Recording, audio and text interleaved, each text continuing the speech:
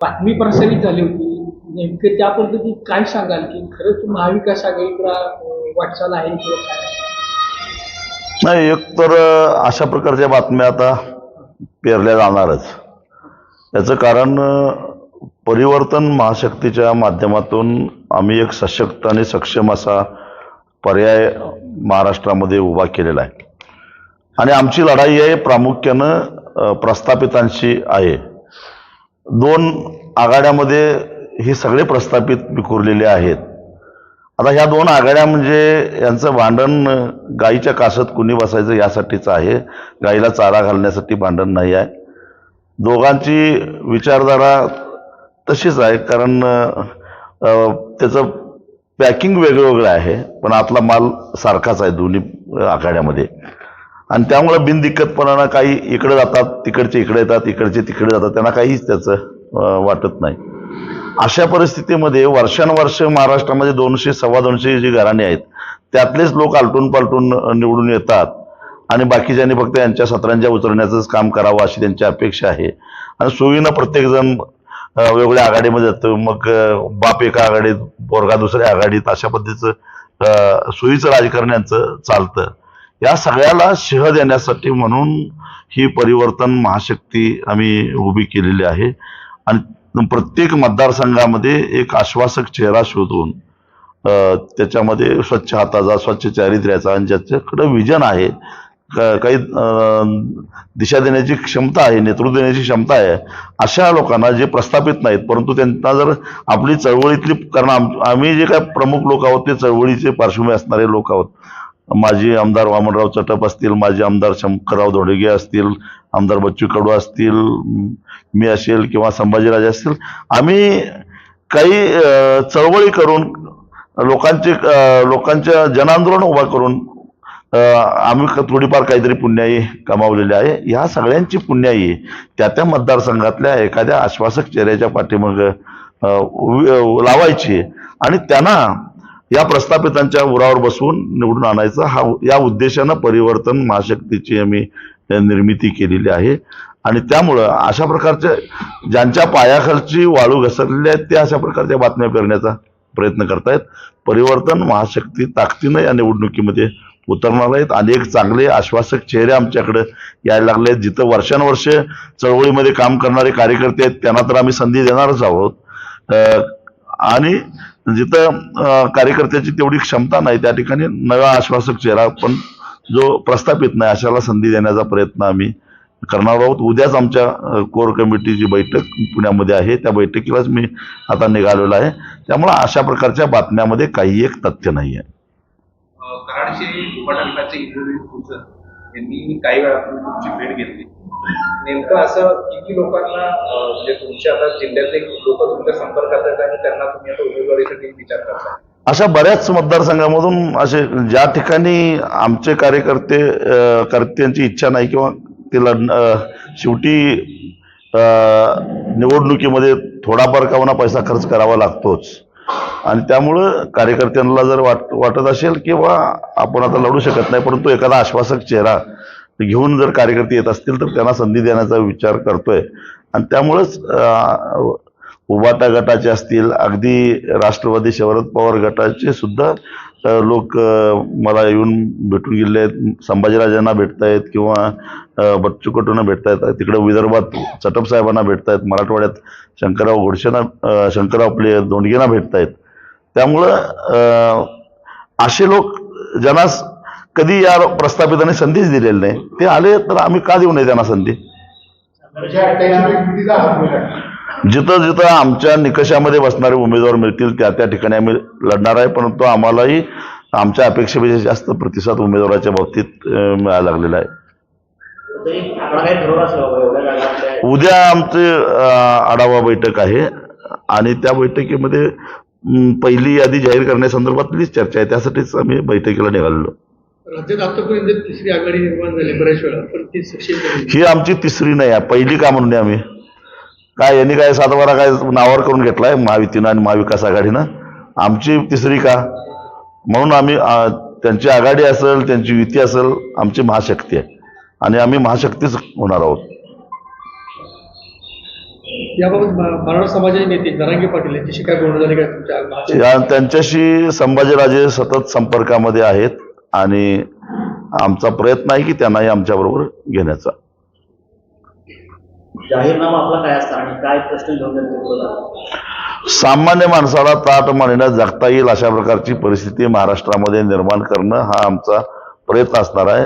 शेतकरी, शेतमजूर, मध्यमवर्गीय, असंघटित कामगार, विद्यार्थी, महिला यांना ताट मानेनं जगता आलं पाहिजे अशा प्रकारची परिस्थिती निर्माण करण्यासाठी जे काय करावं लागेल ते करण्याचा प्रयत्न आमच्या या जाहीरनाम्याच्या माध्यमातून आम्ही एक अजेंडा आम्ही जनतेसमोर ठेवणार आहोत.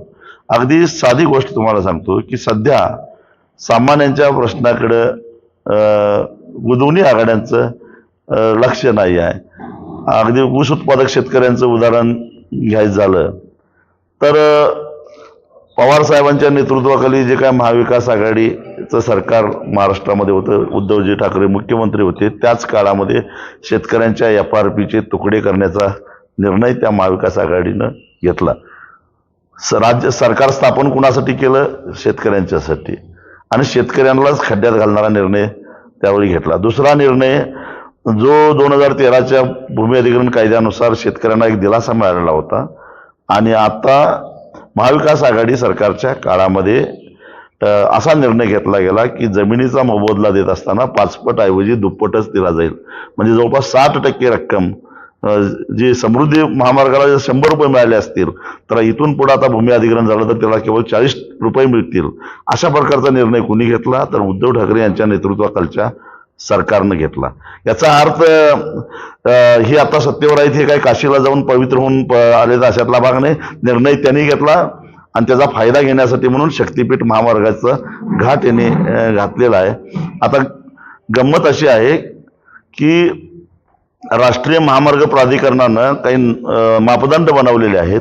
6 पदरी रस्त्याला भूमी अधिग्रहणासहित 1 किलोमीटर रस्ता बांधणीसाठी 20 कोटी खर्चाचे मापदंड असताना समृद्धी राष्ट्रीय महामार्ग हा 67 कोटीला 1 किलोमीटर बनवला गेला, आणि शक्तीपीठाचा जर हिशेब केला तर तो 107 कोटी रुपयाला 1 किलोमीटर बनतोय. हे वरचे पैसे 20 कोटीच्या ठिकाणी 107 कोटी खर्च, हे पैसे कोणाचे?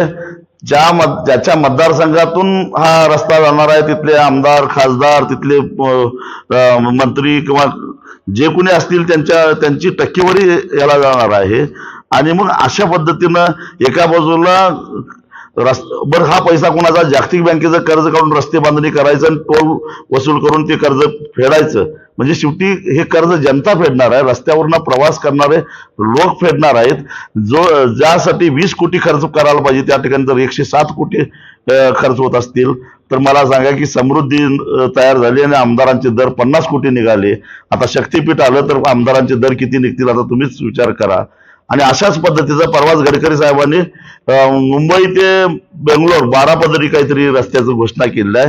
म्हणजे सातारा जिल्ह्यामध्ये अजून पुन्हा लँड ॲक्विजिशन होणार आहे आणि त्याला तिथं शेतकऱ्यांची लूट होणार आहे. या विषयावर कोण बोलतंय? कुणी बोलायला तयार नाही. सुरत चेन्नई महामार्ग जाणार आहे, त्याला जमीन जाणार आहे, त्याच्याबद्दल काय? म्हणून अशा पद्धतीनं शहराच्या भोवती जे काही खेडी आहेत, प्रत्येक शहराला असं वाटायला लागलं की त्याचं हे आपला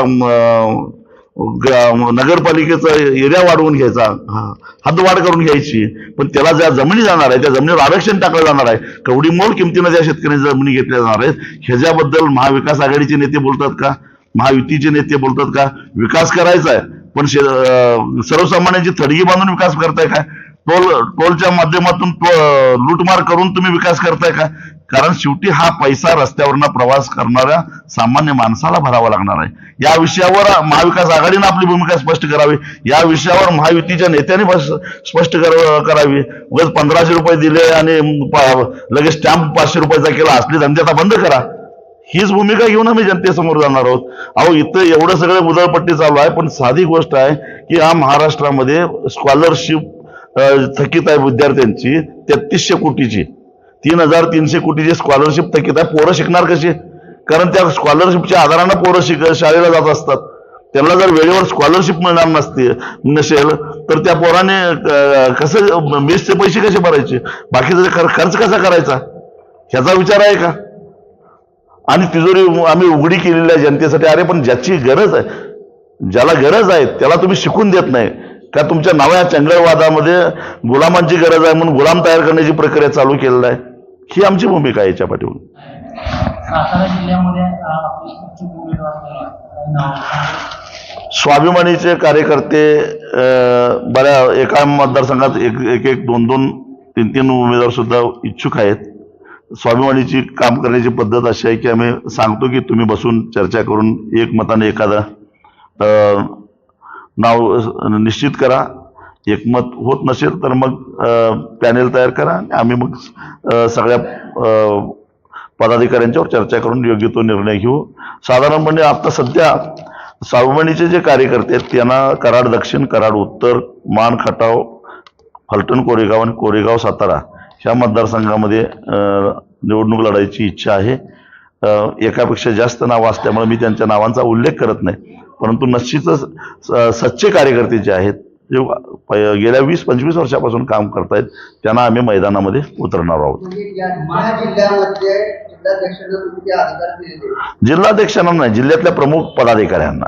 एकट्या जिल्हाध्यक्षाला म्हणजे मक्तेदारी होईल पुन्हा. हा हो हो हो नक्कीच. तुम्ही एका बाजूला महाविकास आघाडी बरोबर जाणार अशी चर्चा होती. त्याचं उत्तर पहिली 10 मिनिटं मी दिलं नाही, सविस्तर दिलेलं आहे. पुन्हा पुन्हा काय त्यात बोलण्यात अर्थ आहे? मानमध्ये बच्चू कडूंनी उमेदवार गेल्या 6 महिन्यात त्यावेळी अजून आमची आघाडी झालेली नव्हती. आता उद्या आमच्या बैठकीत मी त्यांच्या लक्षात आणून देईन. बच्चू कडूंनी सीएमची भेट घेतलेली आहे नुकतीच. त्यांचाच आमदार एक शिंदे साहेबांकडे गेल्यानंतर बच्चूकडे रात्री भेट झालेली आहे. त्याबद्दल काय म्हणजे त्यांचे काही? आता ते 5 वर्षे त्यांच्या आघाडीमध्ये होते, त्यामुळं त्यांचे काही प्रश्न असतील किंवा मला वाटतं की त्यांची मुख्यमंत्र्यांच्यावर भेट झाली त्यावेळी अजून निवडणूक जाहीर झालेली नव्हती. काही कामं असतील, कारण ते मुख्यमंत्री होते, त्यांच्या आघाडीत होते. त्याच्याबरोबर त्यांचा एक आमदार त्यांच्या पक्षाचा महायुतीनं फोडलेला आहे, त्याच्या संदर्भात त्यांना काही तक्रार करायची असेल किंवा जाब विचारायचा असेल असू शकेल. परंतु बच्चू कडू मुख्यमंत्र्यांच्या भेटीला गेले याचा अर्थ आमच्या आघाडीला खिंडार पडलं असं काही त्याचा अर्थ होत नाही.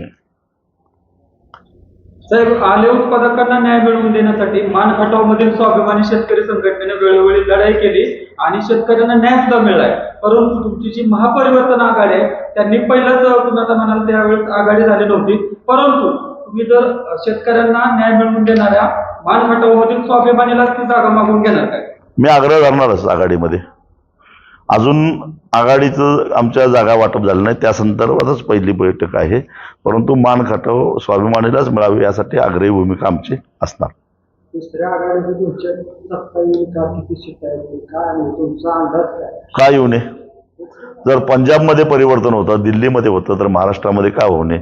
आणि महाराष्ट्राच्या राजकारणाचा स्तर इतका खाली गेलेला आहे तर सामान्य माणसाला या सगळ्या लोकांची किळस आलेली आहे.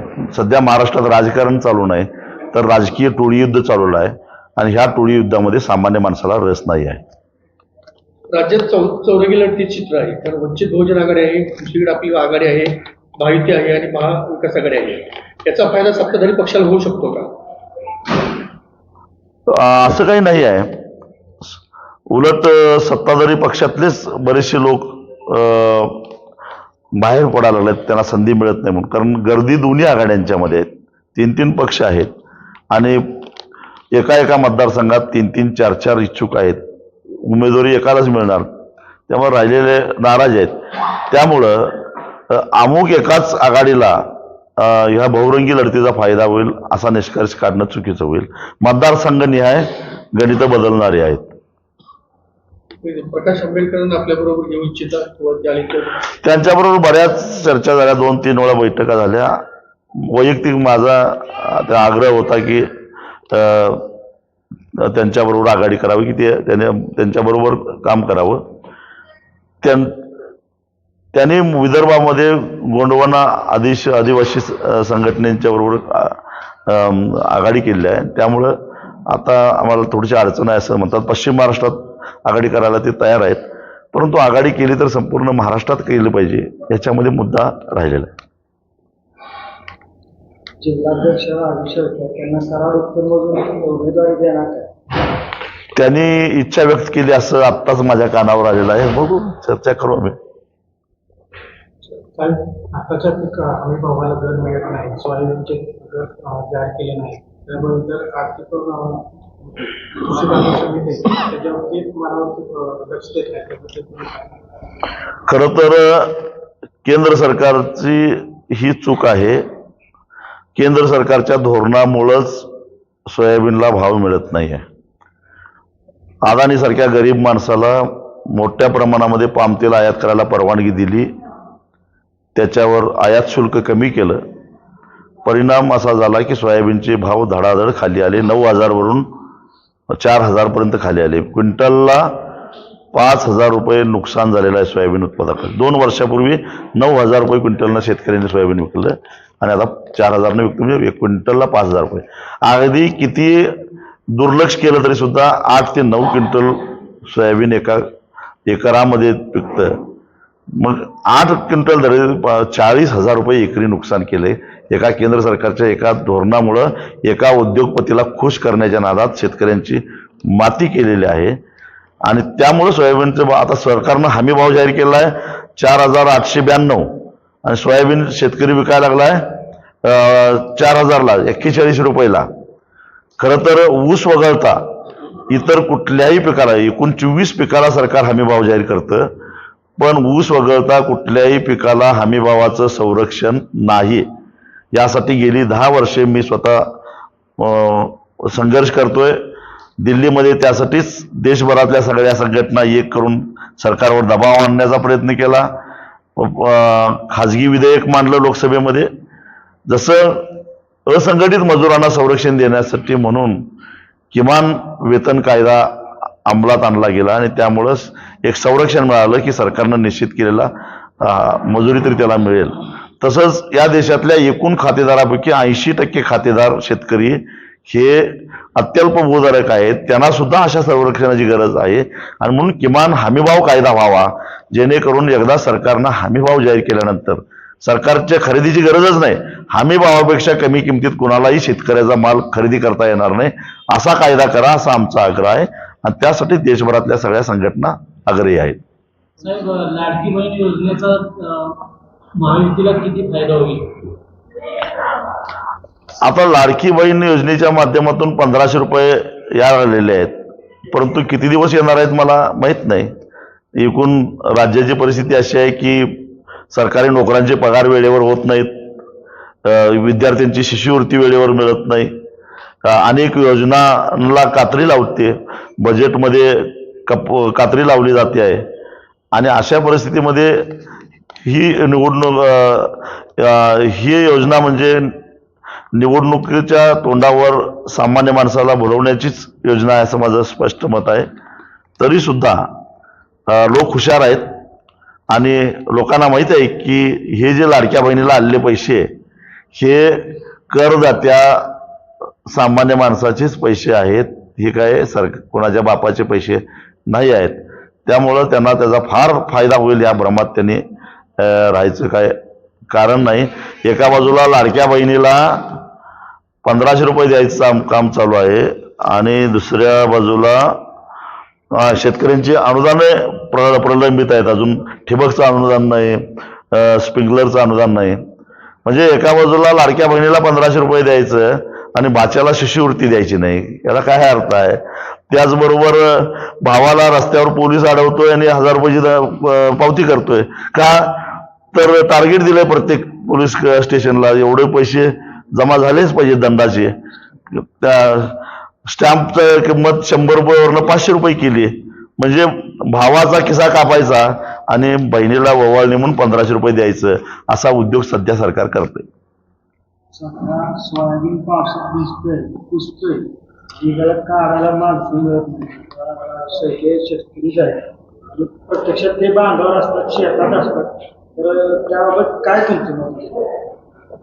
शेतीला मजूर कुठंच मिळत नाही. त्याचं कारण जेवढे कष्ट केले जातात तेवढा त्याचा परतावा मेहनताना मिळत नाही, हे कारण आहे. आणि तो का मिळत नाही? तर शेतीमालाला भाव नाही म्हणून. जेव्हा शेतीमालाचे भाव वाढतील त्यामुळे आपोआपच मजुरांची मजुरी वाढेल. त्यासाठी वेगळं काही करण्याची आवश्यकता नाही. उदाहरणं द्यायचं झालं तर द्राक्ष बागेमध्ये मजुरी जास्त मिळते, कारण तुलनेनं पैसा चांगला मिळतो.